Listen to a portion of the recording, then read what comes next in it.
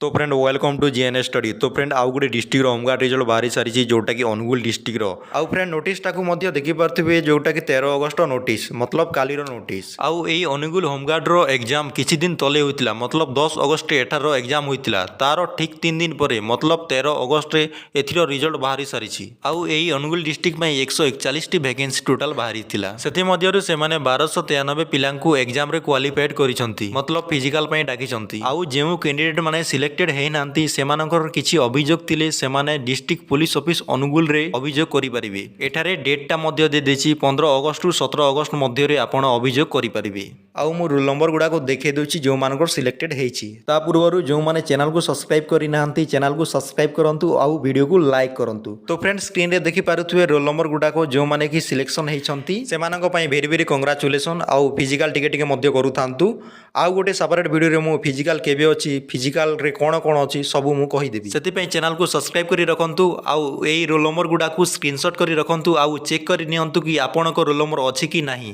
तो फ्रेंड आउ गोटे वीडियो रे मु फिजिकल रे कोन कोन अछि फिजिकल केबे अछि सबु डिटेल्स रे मु आपनको कहि देबी। तो फ्रेंड आज पई एतिकी